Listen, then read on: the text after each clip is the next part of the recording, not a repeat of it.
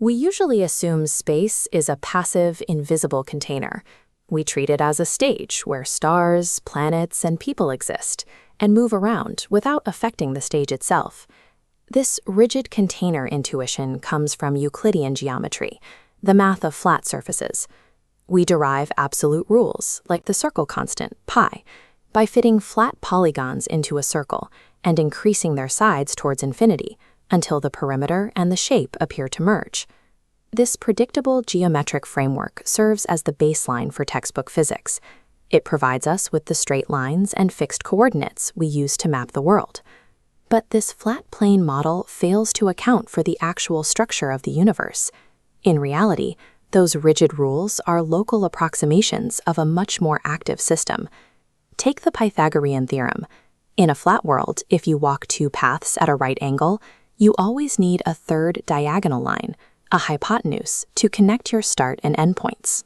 That holds true on a map, but the math changes when we move from a theoretical plane to a curved surface, like the Earth. Imagine starting at the equator. You walk 180 degrees east, turn 90 degrees, and walk 180 degrees north.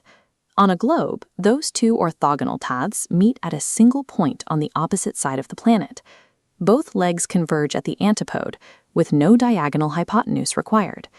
If we unroll that globe into a flat 2D plane, those exact same steps leave a gaping distance. You would need a massive hypotenuse to close that gap. Physicists call this the collapse of the hypotenuse. It proves space is a physical structure dictating where objects go and how they connect. The curvature of space itself provides the shortcuts that flat geometry says shouldn't exist. We can model this active behavior by viewing spacetime as a net, a fundamental physical substrate, and matter as the fish coupled to it. To test how the net behaves, we look at Einstein's equivalence principle. It states that standing on Earth and feeling gravity is indistinguishable from standing in a rocket accelerating upward in empty space. Textbooks illustrate this by having an observer hold a ball suspended on a string. If the physics are identical, the ball should behave the same way in both scenarios. In the gravitational scenario, the person and the ball rest in a potential well. The Earth's mass has warped the local net, and the system sits passively in that gradient. On the left of this diagram, we see the gravity case.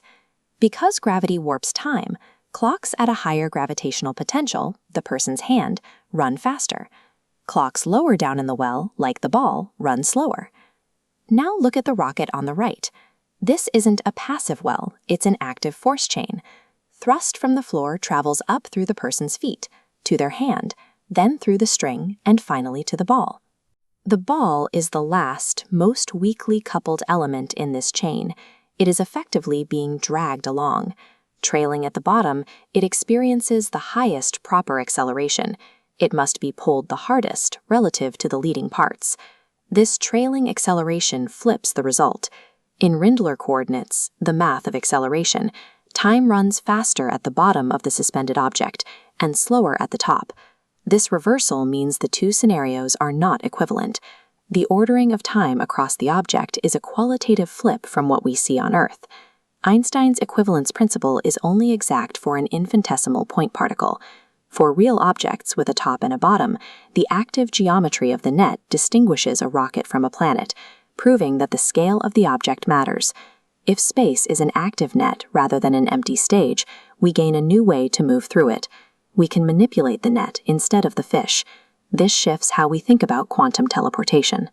Currently, teleporting objects particle by particle is limited by an intractable scaling problem. For a human-scale object, you would have to entangle around 10 to the 23rd power individual particles. Coordinating that many independent degrees of freedom is mathematically impossible for any foreseeable computer. An alternative solution lies in Quantum Entangled Localizations, or QEL. QEL uses the fact that all matter fields couple to the geometry of the net. Instead of addressing 10 to the 23rd particles one by one, we can entangle the regions of spacetime those particles occupy. Entangling the net forces all the matter inside it to correlate as a collective ensemble. This process links the geometry of two distant regions. By correlating background fluctuations, we create a bridge that exists whether matter is present or not. When two regions of the net are entangled, an object's location becomes relational. It is no longer defined by a single point, but by its coupling to both regions at once. Transport occurs when that geometric correlation shifts. The object relocates because the substrate holding it has been remapped, bypassing the need to traverse the space in between. This view aligns perfectly with the evolving block universe model, where space itself is treated as a growing physical structure. The net is constantly adding new layers of geometry. This continuous growth provides a physical foundation for the thermodynamic arrow of time.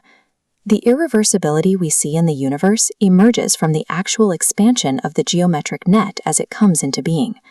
The universe is the happening itself, a dense, invisible, deeply entangled machine. Space isn't where things are. Space is how they relate.